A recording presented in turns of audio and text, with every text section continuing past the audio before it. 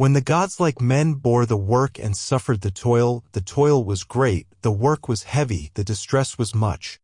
Atrahasis Epic, Tablet I. There is a question that doesn't arrive through thought, but through atmosphere. It doesn't knock, it drifts in, like smoke from an unseen fire, familiar in a way that unsettles the bones. What if the gods were never gods at all? Not in the way we were taught to worship, but in the way we once remembered. Not robed and radiant, but dust-covered, star-carved, bearing knowledge rather than commandments. Long before Zeus and Yahweh, before prophets and empires, before even the idea of divinity as something unreachable, there were names pressed into clay. Anu, Enki, Enlil, Ninhursag. Not legends. Records. Not worship. Documentation. Thousands of years before Latin or Greek, the Sumerians etched these syllables into tablets with reeds and fire. They didn't call them myths. They called them archives. The name Anunnaki first appeared in those cuneiform tablets, pulled from the ruins of Uruk, Eridu, and Nippur, cities that thrived 5,000 years ago where now there is only dust and broken stone. Anunnaki. It echoes differently depending on who says it. Some translate it as those who from heaven came to earth. Others say it simply means the princely offspring of Anu. But something deeper moves beneath the translation, a frequency, a dissonance, a memory. You may have felt it without knowing. A strange pull toward the stars that no telescope can explain. A fascination with ancient symbols, wings, serpents, pine cones held aloft. A dream you can't shake of cities not yet discovered, skies with moons that don't belong to this planet. These are not fantasies. They are fragments. The story of the Anunnaki begins not in science fiction, but in the mud and mathematics of the ancient world. Their names are listed alongside lunar calendars, star maps, economic ledgers. They were not merely gods to be praised, they were architects, lawgivers, judges, engineers. And the Sumerians, it seems, remembered them.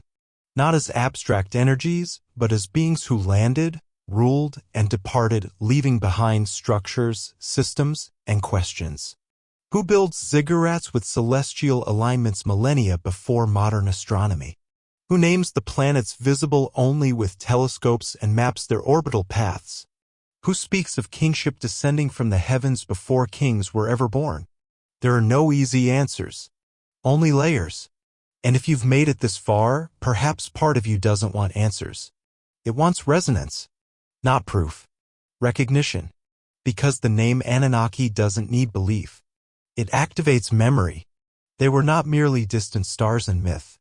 They were said to have walked here, in the very dust we now call Mesopotamia. Their footprints were not metaphor, they were measurements, orders, decrees. The Sumerians did not worship them blindly. They recorded their names beside instructions for irrigation, healing, metallurgy, timekeeping. These weren't poems. These were blueprints. In the Atrahasis epic, the clay speaks plainly. The gods, tired of laboring to shape the earth, decide to create workers. Not angels. Not beasts. Something in between. Enki, the god of wisdom, and Ninhursag, the goddess of life, mix divine essence with clay. And from that union, humanity is born. Let one god be slaughtered, and from his flesh and blood let a spirit be made, mixed with clay. This isn't Genesis, though Genesis echoes it. Let us make man in our image. Which image exactly? Which us? The Anunnaki, according to these earliest accounts, did not simply create humans as a side note to the cosmos. They engineered us for labor, yes, but also with fragments of themselves. They gave us breath, language, number, law, and perhaps something else. Something they couldn't fully control, consciousness. That story is preserved in clay tablets older than the Torah, older than the Vedas. Tablets unearthed in modern Iraq, now stored behind glass, rarely spoken of in classrooms. Not because they're false, but because they don't fit the narrative. Because they tell of a world where humans were not the first intelligent beings on Earth and where what we call divine was not separate from what we now call technology. The god Enki is described working in a laboratory. The goddess Ninhursag uses her house of birth to bring life into being. These aren't metaphors. The Sumerians had a word for metaphor. This was something else. Precise. Ritualistic. Intentional. And what if it wasn't just a story? What if these clay records are echoes of events not imagined but remembered? What if our fascination with genetic engineering, cloning, artificial life is not innovation but retracing? Our bodies carry mysteries we still don't understand. Why is over 90% of our DNA called junk? Why does the Sumerian language appear fully formed with no known precursor? Why do we dream of flying, of falling, of stars that feel more like origin than destination? Perhaps the Anunnaki are not just figures of the past. Perhaps they are encoded in our biology. And maybe the reason we search the skies is not because we are alone, but because part of us remembers what it was to be fashioned by hands not entirely our own. They were not few. The Anunnaki pantheon spans names like constellations not in poetry but in hierarchies. At the top, Skyfather, the god of the heavens. Then Enlil, his son, fierce, storm-breathing, the one who took dominion over earth. Enki, the deep water bearer of knowledge, who whispered truths to humanity behind closed veils. Ninhursag, the mother of mountains, birth-giver. Utu the sun, Nana the moon. Inanna, fierce, erotic, warlike, sovereign. Not metaphors. Functions. Powers. Frequencies clothed in myth. These weren't chaotic tales. They were systems of order written in stars and in stone. The Sumerians didn't invent these gods. They remembered them. City by city, god by god, temple by temple, each urban center was built around a deity as if the divine was not only a presence but a government. Erida belonged to Enki. Nippur to Enlil. Uruk to Inanna. These weren't just spiritual centers. They were administrative capitals. Ziggurats stood not as temples to be entered by all, but as restricted, tiered structures, perhaps for communication, perhaps for calibration. And then there were the king lists, documents listing rulers said to have reigned for tens of thousands of years.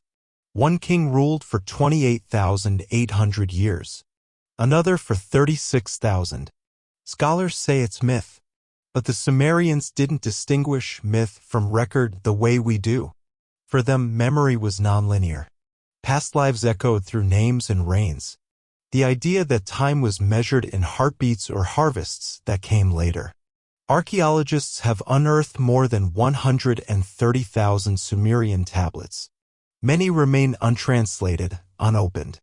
Those that have been read speak of precise lunar calendars, of planetary orbits, of Nibiru, a celestial body that crosses at long intervals. Zecharia Sitchin made this famous in modern times, though his interpretations are controversial. Yet even without his lens, one fact remains: the Sumerians listed the outer planets, including Uranus, Neptune, and Pluto, which are invisible to the naked eye. Neptune was only discovered by modern science in 1846. And yet, in the Enuma Elish, the cosmic order unfolds with astonishing precision. They knew of a water-bearing planet beyond Saturn. They mapped stellar cycles that modern astrophysics is only now beginning to confirm. So who taught them? Or better, what were they remembering? Because when civilizations this old speak of beings from the sky who came with gifts of order and structure, and when that same pattern appears in Egypt, in Mesoamerica, in India, in Australia, we have to ask, is this convergence? Or continuity? The gods wore wings not for aesthetics, but to say we came from above. But not heaven. The stars. The story sharpens when it turns inward, from the skies to the skin, from the myths to the marrow. What if the Anunnaki didn't just build temples and cities, but bodies? What if their greatest structure wasn't a ziggurat, but the architecture of our own genetic code? The Atrahasis epic doesn't whisper, it states, the gods made man to bear the burden of labor. The lesser gods, the Ijajir rebelled. They were tired of digging canals and shaping land. So Enki proposed a solution: create a new being. A hybrid. One part divine, one part earthly, capable of work, capable of worship. And so, according to the tablet, they mixed clay with the blood of a god. They used the flesh and spirit of a slain deity, fused it with earthly elements, and shaped a being that could reproduce. Not a servant, a system. A self-sustaining design. Modern ears hear myth, but modern science plays catch-up. It was only in 1953 that Watson and Crick mapped DNA. Only in the last few decades have we started editing genes. Cloning. Synthesizing life. What took us millennia to reach, the Sumerians seemed to remember. The idea that life could be engineered wasn't magic to them. It was memory. And what of the so-called junk DNA, that vast, silent terrain within us that carries no known function? What if it's not junk at all, but encryption? Dormant frequencies waiting to be reactivated? Traces of a design we didn't fully inherit or weren't meant to understand. Zecharia Sitchin believed the Anunnaki came from Nibiru, a distant planet on a long elliptical orbit, and that they engineered humans as a labor force to mine gold, not just for wealth, but for atmospheric repair on their own world. Many dismissed him, but the questions he raised linger. Why gold? Why did ancient cultures from Sumer to the Incas treat it not as currency, but as sacred? Why do legends in disparate civilizations speak of sky beings descending, teaching, leaving always with the promise to return? Perhaps the Anunnaki were not a race, but a caste. A function. A memory of those who intervened. Not in malice. Not in messiahship. But in mutation. And maybe that's why we feel split. There's an ancient ache in the human heart as though something was interrupted. A sense that we are more than animal, but less than divine. That something in us was half finished or half concealed. We build temples but destroy forests. We touch stars but forget dreams. We carry knowledge that feels unearned and questions we can't trace. This is not original sin. It's genetic dissonance. And the Anunnaki, whatever they were, may be the missing link not in our biology, but in our story. If we were created, if some part of us was shaped, guided, even gifted, why don't we remember? Why does the memory of the Anunnaki survive only in fragmented myths, broken tablets, whispers behind museum glass? If they were real, why did they vanish? The forgetting wasn't sudden. It was seeded, layered. Systems of ritual and rule replaced resonance. Kingdoms replaced cosmology. The priesthoods rose where once there were star chambers. And the stories were rewritten, not erased, but veiled. The god Enki became Ea, then Oannes, then a demon in later traditions. Inanna became Ishtar, Astarte, Aphrodite, and then a symbol of sin. Enlil was transformed into the vengeful Skyfather. The names shifted, but the frequencies were still there, encoded like seeds beneath stone. The Sumerians gave way to the Akkadians, the Babylonians, the Assyrians. And in each transition, the memory diluted, retold by those who no longer remembered, only repeated. The flood myth was inherited. The star maps survived. But the understanding that these were not metaphors but recordings was lost. Or taken. Because there is a pattern, is there not? The oldest knowledge is always the most dismissed. The deepest truths are always the most ridiculed. The oldest gods, those who created, not conquered, are replaced with those who demand worship but offer no memory. And so we were taught that divinity comes from outside us. That heaven is above. That earth is fallen. That our origins are shame, not design. Even the sacred texts echo it in distorted forms. In the book of Genesis, the Nephilim appear, the sons of God who came unto the daughters of men. The word means fallen ones or those who descended. But what was it they fell from? And why does Genesis follow their appearance with a flood story nearly identical to that of Atrahasis? In the book of Enoch, the Watchers descend teaching forbidden arts, knowledge, wisdom. They interbreed, create giants, are punished. The language shifts, but the narrative persists. Celestial beings. Genetic blending. Knowledge given, then taken back. And then there's the serpent.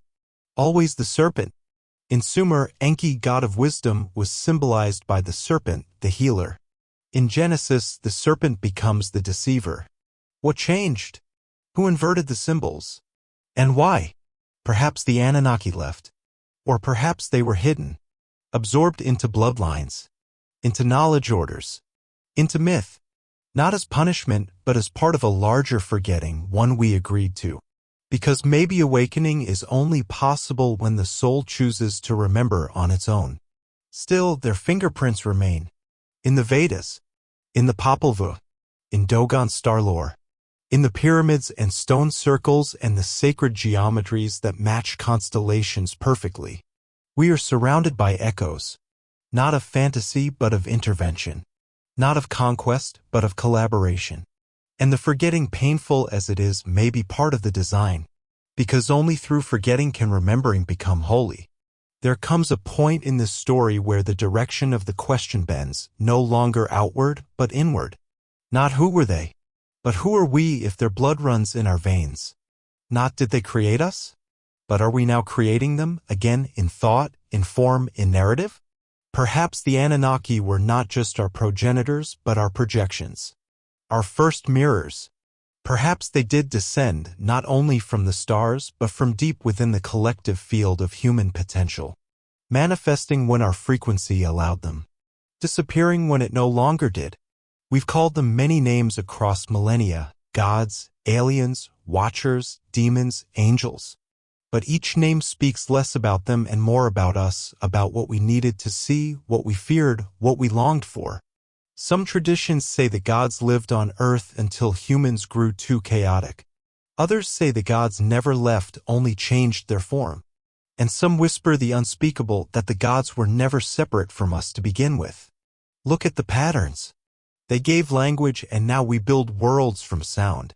They gave number and now we shape matter with frequency. They shaped flesh and now we edit genomes, create synthetic life, birth intelligence in code. We are not gods, but we are becoming what we once beheld. Maybe this is the great cycle, the spiral of memory returning not to the same point, but to a higher octave. What was once done to us, we now begin to do with conscious intent. The question is not whether we descend from gods or aliens, but whether we are ready to integrate what they represented, not power, but awareness. And isn't it strange that those who feel most drawn to the Anunnaki mythos often carry that subtle ache? That yearning for something lost. A language they never learned but instinctively know. A grief for stars they've never touched. That pull isn't fascination. It's recognition. Not everyone feels it. But if you do, it's not random. It may be that something in you is surfacing, not a memory of being ruled, but a memory of participating, of choosing, of co-creating. Because if the Anunnaki were engineers, then part of us carries that code. Not as destiny, as invitation. We are not just their children. We may have been their teachers, their counterparts, their reflections in this denser field of matter. A place to experience the dream of separation so that, in time, we could remember our wholeness. The spiral turns, and the gods return, not from the stars, but from within. The remembering doesn't arrive all at once. It comes like a fog lifting in waves, through fragments, through feelings, through the silent knowing that something in you has always known. It doesn't shout. It breathes. And if these words find you, it's not because you're just now awakening. It's because part of you never forgot. You see it in the dreams you can't explain, ancient cities, voices not your own, stars that feel more like destinations than decoration. You feel it in the ache when you hear the word home and realize you're not thinking of any place on this earth. You've always had that whisper, haven't you? That quiet suspicion that this life is only a chapter and that somewhere there are pages still missing. You're not alone. The story of the Anunnaki is not about gods descending in fire and light. It's about memory, collective, cellular, cosmic. It's about the inheritance you carry in your bones. The code etched into your sleep. The pulse beneath your skin that beats not only with blood, but with blueprint. Because the remembering is not just about them. It's about you. You are the living archive. You are the clay they touched and the light they couldn't replicate. You are the experiment that exceeded its parameters. The design that became self-aware. The myth that wakes itself. And now, in this moment, as timelines fracture, as truths collide, as the old gods fall silent, you are being invited not to worship, but to embody. Not to seek a return to their world, but to bring your awareness fully into this one. It starts softly. A shift in breath. A pause before reaction. A gaze that deepens. A voice inside you that begins to ask different questions. Not who were the Anunnaki, but what does it mean that I remember them? Not were they real, but what part of me is becoming real through this myth? Because myth, when remembered, becomes map. And the map is not to find them. It's to find yourself. Beneath the programming. Beneath the forgetting. Beneath the name, the flesh, the fear. There is a spark. And it's not new. It's you. Some truths do not come to teach, they come to stir. Not to answer, but to awaken the questions that lived quietly beneath your skin. The Anunnaki may be a story, or they may be a mirror. Perhaps both. But if something moved in you while listening, not in your mind, but deeper, quieter, then the memory is already working. Not all remembering is loud. Sometimes it's just a breath you didn't know you were holding, finally exhaled. If the story echoed something forgotten in you, leave a sign, a word, a comment, a ripple of your own remembering. And if you feel the pull to walk further with us, subscribe to the channel. The spiral deepens in resonance.